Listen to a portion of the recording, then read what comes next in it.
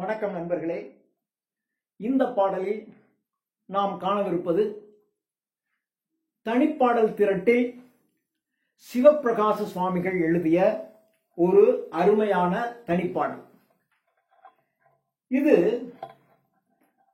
சாதாரண மனிதனின் குடும்பத்தை போல் கடவுளின் குடும்பமும் எப்படி இருக்கிறது என்று இந்த பாடலில் மிகவும் நகைச்சுவை ததும்ப சிவப்பிரகாச சுவாமிகள் நமக்கு சொல்லியிருக்கிறார். இந்து மதத்திலேயே உள்ள சிறப்பு இதுதான். இந்து மத கடவுள்கள் கூட பாத்தீங்கன்னா சாதாரண மனிதர்கள் மாதிரி தான் இருப்பாங்க. கடவுளாக இருப்பாங்க. ஆனா கடவுளாக இருந்தாலும் அவர்கள் சாதாரண மனிதர்களைப் போலத்தான் அவர்கள் இருப்பார்கள்.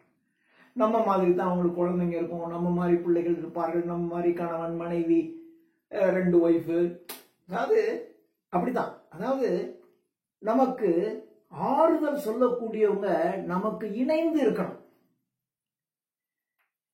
இப்ப நீங்க ஒரு மிகப்பெரிய அரசன், அவனுக்கு துன்பம் வருது. இப்ப நம்ம குழந்தைக்கு துன்பம் வருது அல்லது நமக்கு நெருங்கியவர்களுக்கு துன்பம் வருதுன்னா அவங்க பக்கத்துலவே உட்காந்துக்கிட்டு அவங்களை கட்டி பிடிச்சிக்கிட்டு, என்ன உனக்கு கஷ்டம் விடு, நான் பாத்துக்கிறேன் ஞாயிறு அப்படி உங்களுக்கு கண்ணெல்லாம் தொடச்சி விட்டு, ஒண்ணும் இல்லை நான் இருக்கேன் அப்படின்னு நீங்க கட்டி பிடிச்சிக்கிட்டு பக்கத்துல அமர்ந்து நெருக்கமாக, அப்பதான் அவங்களுக்கு அந்த ஆறுதல் கிடைக்கும். இல்லையா? ஒரு அரசனுக்கு நீ ஆறுதல் சொல்ல முடியுமா? ஒரு அரசன் அங்க இருப்பார். மந்திரி போய் சொல்லணும், எட்டி துணிமா அரசே, தங்களுக்கு ஏற்பட்டிருக்கின்ற இந்த துன்பங்களுக்குன்னு இவர் சும்மா சொல்லிக்கிட்டு தான் இருக்கணும், சொல்லலாம். ஆனா இப்படி சொன்னீங்கன்னா ஆறுதல் வராது.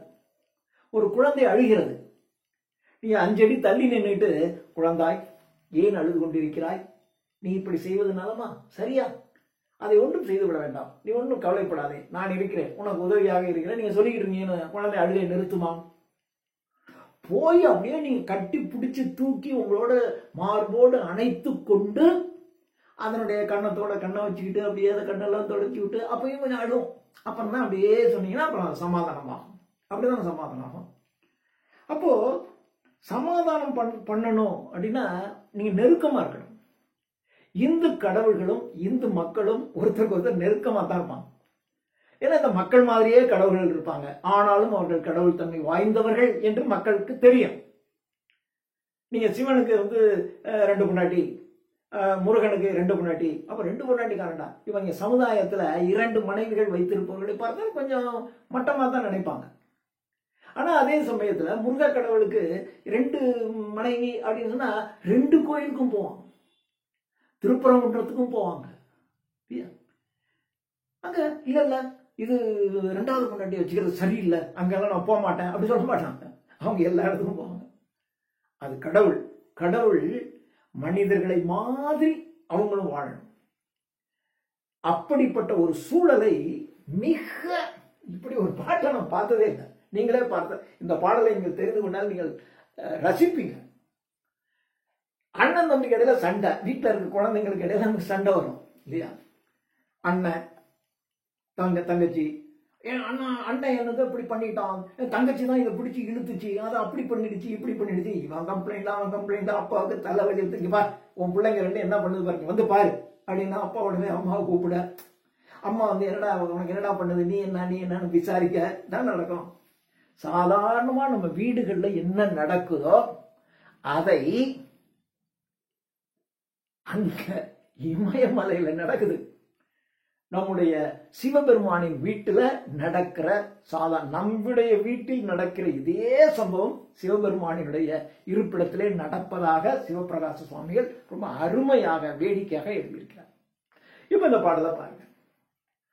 அரணவன் இடத்திலே, அரண் அப்படின்னா சிவபெருமான், சிவபெருமான் இருக்கின்ற இடத்திலே கைலாய மலை, சிவபெருமான் இருக்கின்ற இடத்திலே ஐங்கரன் 5 கரங்களை உடைய விநாயகர்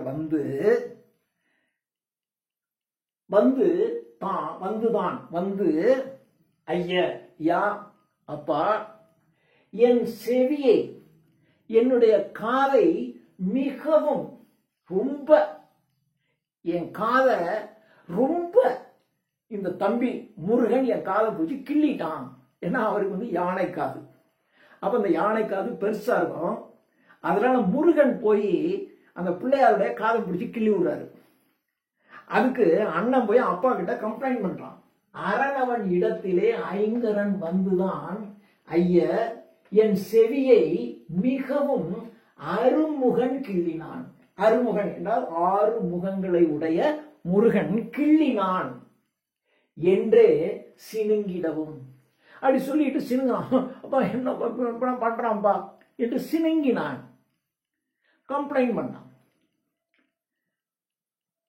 இது விநாயகர் முதல் கம்ப்ளைண்ட். அரணவன் இடத்திலே ஐங்கரன் வந்து தான் ஐய என் செவியை மிகவும் அருமுகம், மிகவும் ரொம்ப ரொம்ப கஷ்டம், ரொம்ப ஸ்ட்ராங்கா வலிமையாக கிள்ளிட்டான். ரொம்ப கிள்ளிட்டான், எனக்கு வலிக்குது, எனக்கு வலிக்கிற மாதிரி கிள்ளிட்டான். மிகவும் அருமுகன் கிள்ளினான் என்றே சினுங்கிடவும்.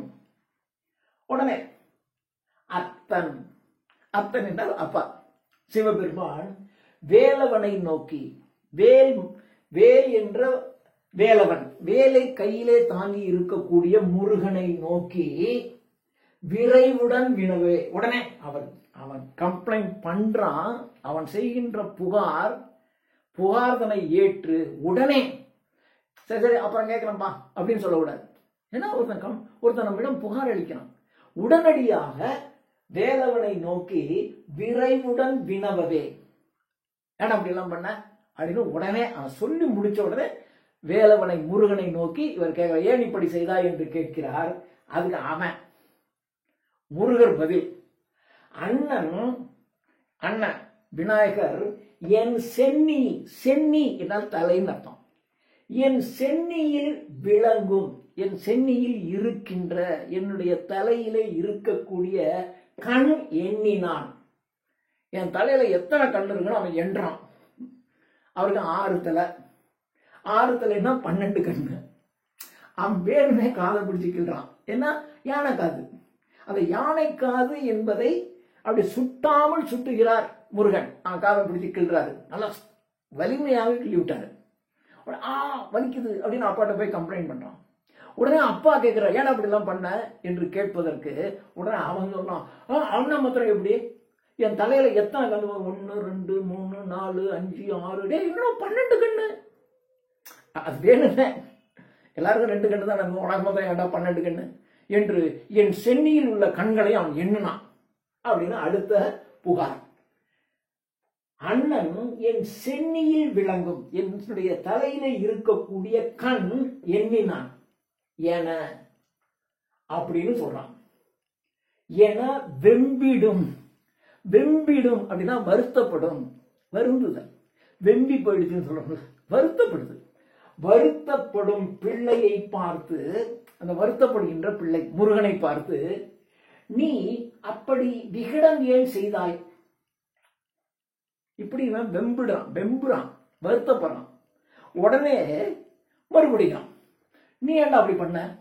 மீண்டும் பிள்ளையாரை பார்த்து, வெம்பிடும் பிள்ளையை பார்த்து அவன் வெம்புறான்.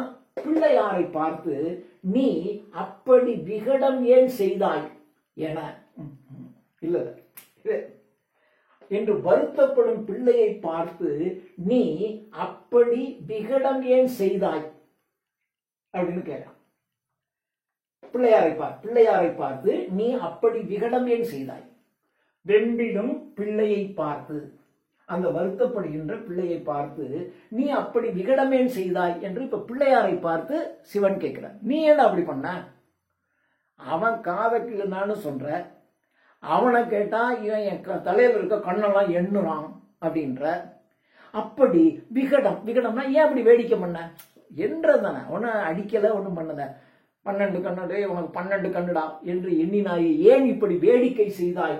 பிள்ளையை பார்த்து நீ அப்படி விகடம் ஏன் செய்தாய், அப்படி வேடிக்கை ஏன் செய்தாய்? ஆனந்த விகடம், ஆனந்தமாக வேடிக்கையாக அப்படி விகடம் ஏன் செய்தாய் என மருவும் என அவர் கேட்கிறார்.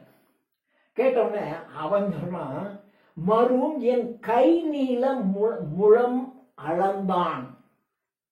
அவன் சொன்னான், என்னுடைய முகத்திலே இருக்கக்கூடிய, என் முகத்திலே இருக்கக்கூடிய அவருடைய தும்பிக்கை இருக்கு இல்லையா, விநாயகருடைய தும்பிக்கை. அந்த தும்பிக்கையை இவன் என்ன பண்ணிருக்கான், முருகன் முழம் போட்டு அளந்திருக்கான். ஒரு முழம், எல்லாரும் ஒரு கை தான் இருக்கும். உனக்கு கேட்டா இவ்வளவு நீளம் இருக்கு அப்படின்னு முழம், தன்னுடைய முழங்கையினால் எத்தனை முழம் இருக்கிறது என்று என் முகத்திலே இருக்கக்கூடிய என்னுடைய தும்பிக்கையை இவன் அளந்தான் அப்படின்னா.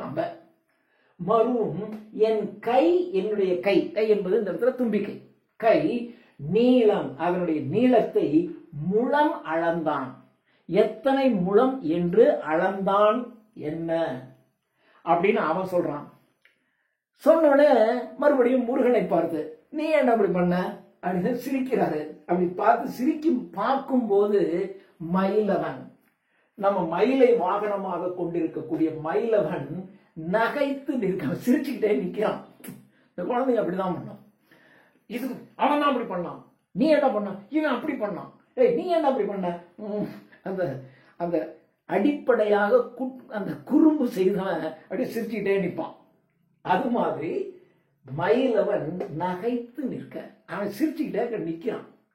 அப்படி நிற்கும் போது மலை அரையன், மலை அரையன் என்றால் மலை அரசன் பார்வதி தேவி, மலை அரசனின் மகள் பார்வதி. மலையரையன் உமையவள், மலையரையவன் உமையவள், மலை அரசனின் மகளாகிய உமையவள் பார்வதியை உதவ வரும் நோக்கி அப்போ பாக்குறாரு. சிரிச்சுட்டு நிக்கிறான். சிரிச்சுட்டு நின்ன உடனே சிவர் என்ன சொல்றதுன்னே தெரியல. பார்வதி அப்படி பாக்குறாரு. பார்த்த உடனே சரி, பிள்ளைங்களுக்கு இடையில ஏதோ பிரச்சனை நடக்குது அப்படின்னு உதவுவதற்காக மலை அரசனின் மகளாகிய உமையவள் பார்வதி இந்த பிரச்சனைக்கு தீர்வு காண்பதற்கு உதவுவதற்காக அங்கே வருகிறாள். மலை அரசன் மகளாகிய உமையவள் உதவ வரும் நோக்கி அவளை பார்த்து, அந்த உதவ என்ன நடக்குதுன்னு இந்த பிரச்சனையை தீர்ப்பதற்காக உதவுவதற்கு வருகின்ற மலையரசனின் மகளாகிய பார்வதியை பார்த்து, மைந்தரை பாராய் பார், உன் பிள்ளைங்களை பார், என்ன லட்சணமா இருக்கு பார், என்ன பண்ணிட்டு இருக்கான் பார் ரெண்டு பேரும், மைந்தரை பாராய் என கருதறிய கடல் ஆடை. கருதறிய என்றால் கருதுவதற்கு அறிய, கருதுதல் என்றால் எண்ணுதல், நினைப்பதற்கு அறிய. நினைச்சே நீங்க பார்க்க முடியாது, நினைத்து பார்க்க முடியாத கடல் ஆடை, கடலினை ஆடையாக நீங்க நினைச்சு பார்க்க முடியாத அளவிற்கு கடலினை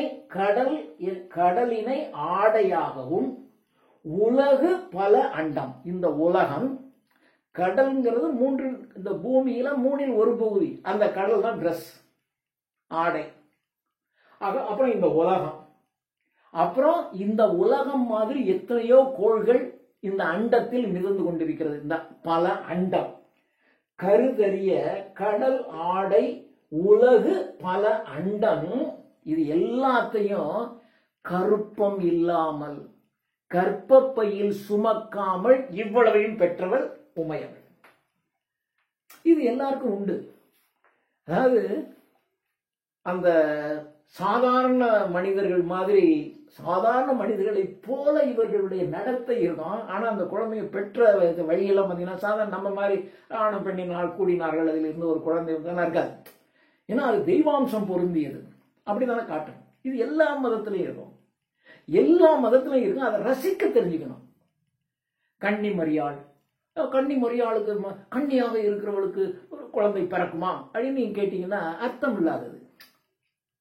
இயேசு கிறிஸ்து தெய்வாம்சம் பொருந்தியவர் அப்படின்னு காட்டணும்னா அப்படிதான் சொல்லணும், அப்படிதான் எழுதியிருப்பாங்க. அது மாதிரிதான் இங்கேயும் இது சொல்றான். கருத்தறியாத, கருத்தரிக்காத, அதாவது கற்பம் இல்லாத பெற்ற கன்னி, கற்பம் தரிக்காமல் கடலினை ஆடையாக கொண்டிருக்கின்ற இந்த உலகத்தையும் அண்டங்களையும் எல்லாத்தையும் கற்பம் இல்லாமல் கற்பம் தரிக்காமல் பெற்றவளாகிய கன்னி உமையவள் பார்வதி கணபதியை அருகழைத்து, விநாயகரை பக்கத்துல கூப்பிட்டு, ஏன்னா கொஞ்சம் குறும்பு அதிகமா பண்ணது முருகன். அவன் இவர் காதை பிடிச்சி கிள்றாரு. அவன் கேட்கிறான், அவன் முள அளந்தான், சரி, நீ என்ன பண்ண அப்படின்னு கேட்டா அதுக்கு அவன் ஒன்று சொல்றான். அவன் வந்து என் தலையில இருக்கக்கூடிய கண்களை எண்ணலாம். நீ என்ன பண்ற? அவன் என்னுடைய யானையினுடைய அந்த தும்பிக்கையை முழம் போட்டு எத்தனை முழம்னு அளந்தான் அப்படின்னு. நீ என்னடா அப்படின்னு கேட்டா சிரிச்சுக்கிட்டே நிற்கிறான். அப்ப அவன் தான் குறும்பு ஜாஸ்தி. இதுல கொஞ்சம் பாதிக்கப்பட்டது விநாயகர். அப்போ இந்த உலகத்துல கற்பம் தரிக்காமல் இந்த உலகத்தை படைத்தவளாகிய கடலினை ஆடையாக கொண்டு உடுத்தி இருக்கக்கூடிய பார்வதி கணபதியை அருகழைத்து அகமகிழ்வு கொண்டனன். சந்தோஷமா பிள்ளைகள் இப்படி செய்யறதெல்லாம் பார்த்து பெற்றோருக்கு நீ என்ன பண்ண, நீங்க உடனே ஒரு குச்சி எடுத்து கை நீட்டு. குழந்தைங்க அப்படிதான் இருக்கும், அது அப்படிதான் விளையாடும். நீங்க அதை பிரிச்சு வச்சு அல்லது அதுக்கு தூபமெல்லாம் போடக்கூடாது, ஏத்துக்கணும். அகமகிழ்வு கொண்டனன்.